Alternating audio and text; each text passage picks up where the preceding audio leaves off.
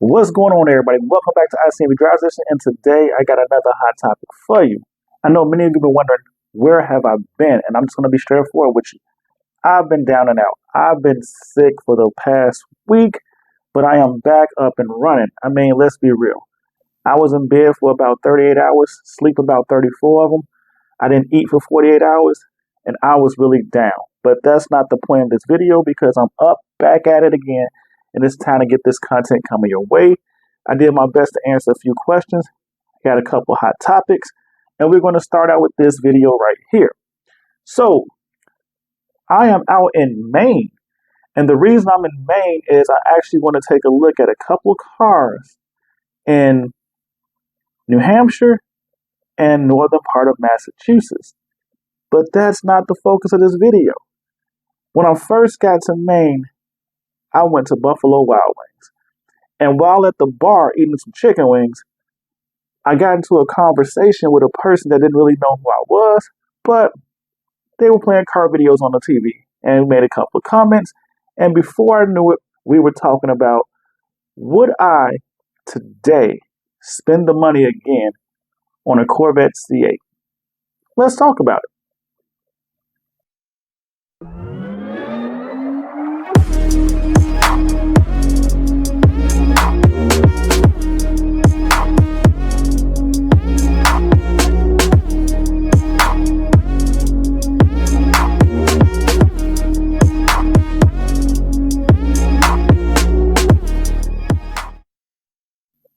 Well, if this is your first time tuning in, my name is Show. This is ICNV Driversedition.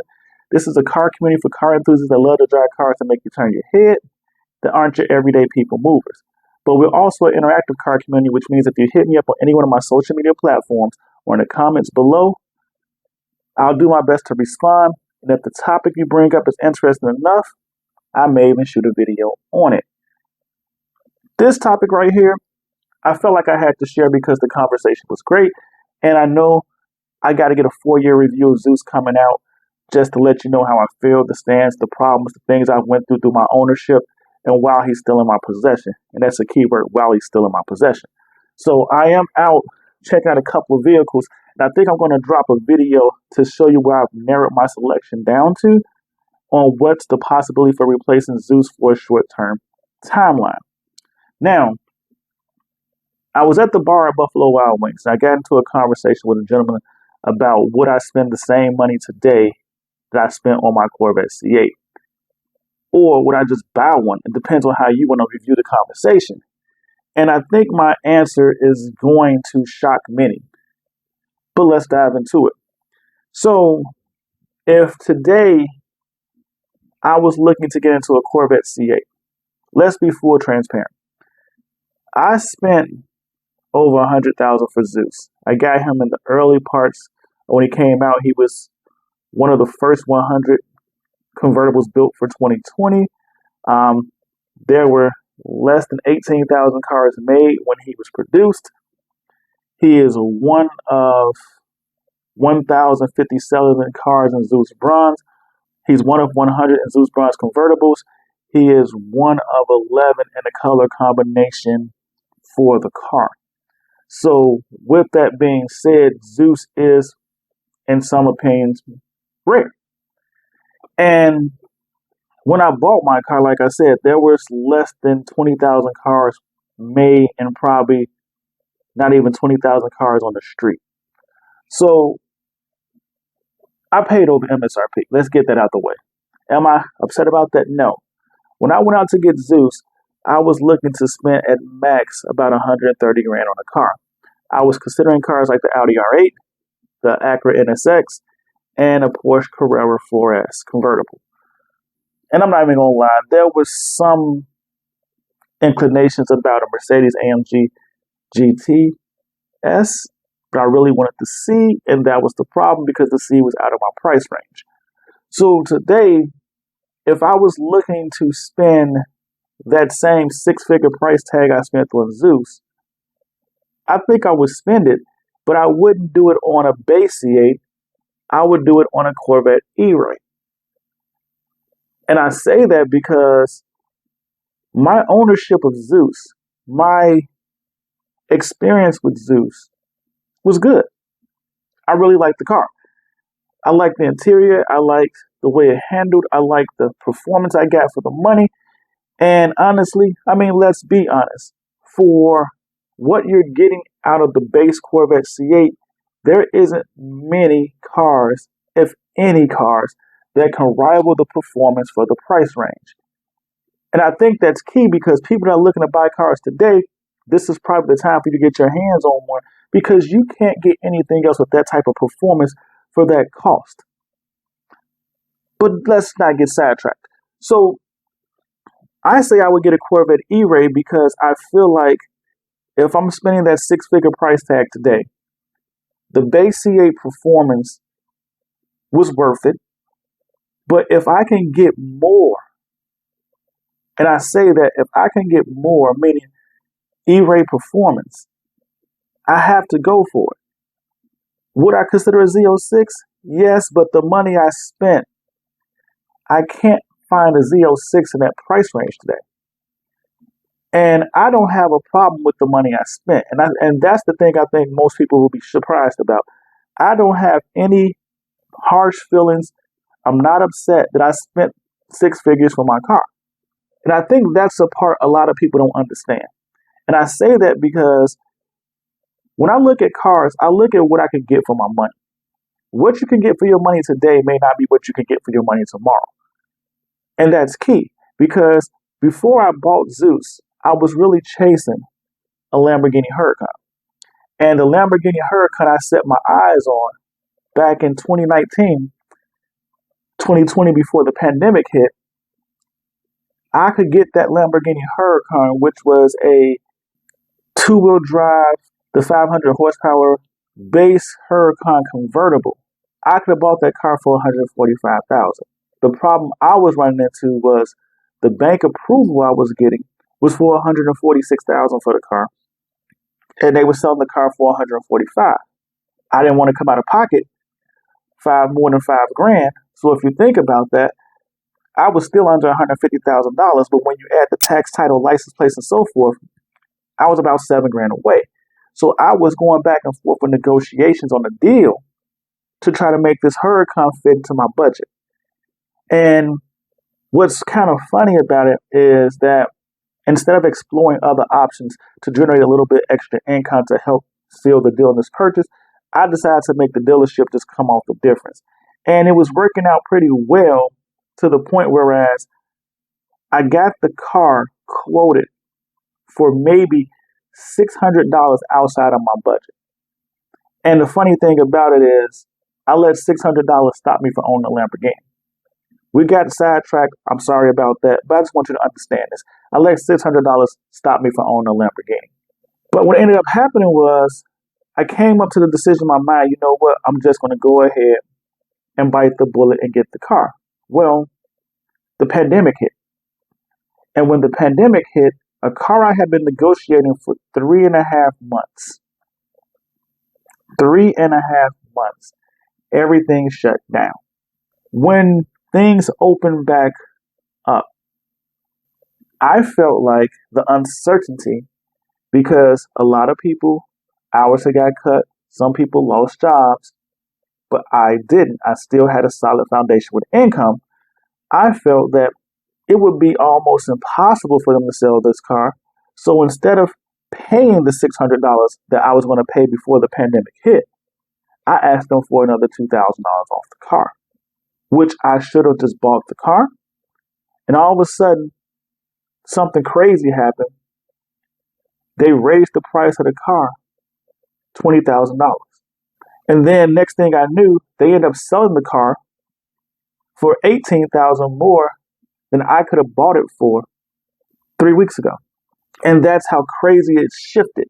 The next thing I know, now we're looking today, you can't even get a Lamborghini Huracan for under $200,000. This car at that point in time was a 2016 Huracan and it had 21,000 miles. You can't get a car with 21,000 miles today for under $200,000. That's how hard the market has changed. So once I messed that situation up, to this day, I really feel like I missed that winter of my Huracan ownership. but I ended up with a nice solid Corvette C8.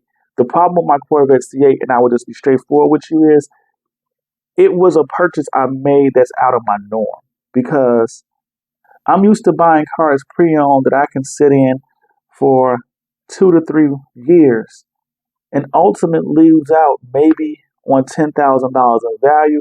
That has been my trend throughout the course of my adult years. So buying the Corvette C8 at the peak of its hype when it was brand new and not getting out of it when I knew I should have put me into a situation whereas I took a lot of the hit in the ownership of this car, which I normally wouldn't take. Let's talk about that.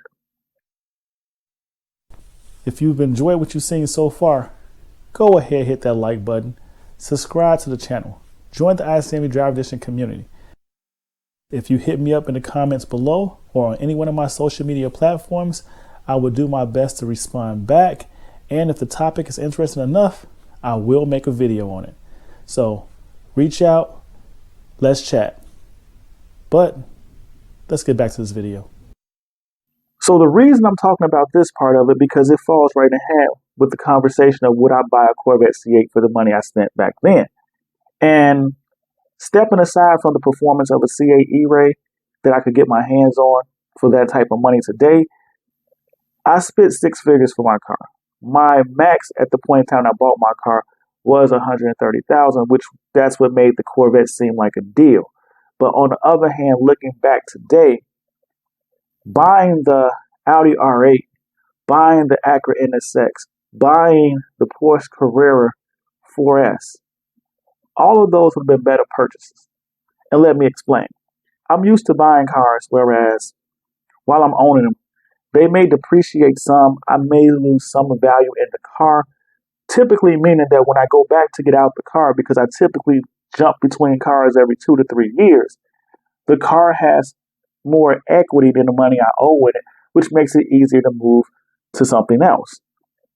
If I'd have bought the Audi R8 I was looking for, because it was convertible with carbon fiber on the outside, carbon fiber interior, so forth, it was a 2017, and they were asking 129, which we got down to 125 plus tax, title, and license. If I'd have bought that Audi R8, similar spec Audi R8s today, even with 40,000 miles, are retailing for 122,000, which was a coupe, and I was looking at a convertible. So I technically could have drove that car for these past 4 years, put the same amount of miles I put on Zeus, and even then, I still could move it as a used vehicle for well over $115,000, $120,000. You got to think about that. If I'd have bought that Acura NSX, which this car fluctuated the most over this timeline, but even still, looking at where I'm sitting at today, and I'll say this to you, my contribution to my C8, I have contributed over 50 grand to this car. I spent over half the amount of money I took out on a loan in this car. And if I'd have did that to the Acura NSX, which today it's now 130 again, or 128, 125. So even still, that would have gave me 30 or 40,000 to play with in equity towards another car. Looking at that Porsche Carrera, back then that Carrera was going for, that Carrera 4S was going for $122,000. Today, that same Carrera 4S with 30,000 miles, that car today is still retailing for 130, 140. So I think it would be easy to sit there and say, today, after spending 50 grand, I still could have got 120 for moving that car. So that would have been $70,000 worth of equity. And my thing about that is, that's the type of ownership I'm used to being into. So today, when I'm in my Corvette and I have minimum equity, with a meaning like maybe $1,500, $1,300 of equity, depending on what location you go to, that may even be 200 or 5. But when I have minimum equity after contributing $50,000 to a car, that's a situation I'm not used to being into. So that makes me say, I wouldn't spend the same money I spent back then on a Corvette today unless I found a way to get a used C8 Z06. Because honestly, regardless of what people believe, regardless of what people may say the value of the car they actually think it's going to be worth, the C8 Z06, other than the ZR1 and Zora, will be the car that retains value the best and depreciates the slowest other than those two. So even if I could spend that same money on a C8 Z06 today, one of the things I got, or one of the biggest benefits I got from owning my car, is the Corvette community. And although that is not ideal for me, I think it's ideal for the ownership of the car. I was in the Corvette community before, but nowhere near as engaged as I was through the ownership of my C8. And the Corvette community, unlike other car communities, and maybe I'll make a video talking about the differences in the car communities, but the Corvette car community is way more unique, way more closeness, way more brotherhood than anything I've experienced or seen thus far. And I say that because that comes with owning the Corvette if you want it. Some people don't desire it, but if you want it, it comes with it. And I think that's part of the ownership experience that cannot be ignored. So in the end, I guess to answer your question, would I spend the same money today on a Corvette? Yes, if I could get my hands on the Z06. But honestly, I don't think I would. I think knowing what I know today, staying true to who I was and how I was moving, which was allowing me to keep elevating the status of my cars, I probably would just go out and get an Audi R8, a McLaren 570S, possibly an Acura NSX. But I think I would stay somewhere in that realm. Maybe even a used Porsche Turbo, maybe like a 2017, 2018. Something that I could drive for like 2 years, maybe 3, and still be able to move and get some of my money back that I spent while owning it. That's just my opinion. Let me know what your thoughts are. Do you think I'm making the right decision? Do you think the information I'm sharing with you is valid? Would you pay 6 figures for a Corvette E-Ray or a Z06 today and believe that you would get at least $30,000 back throughout the course of your ownership of 3 years?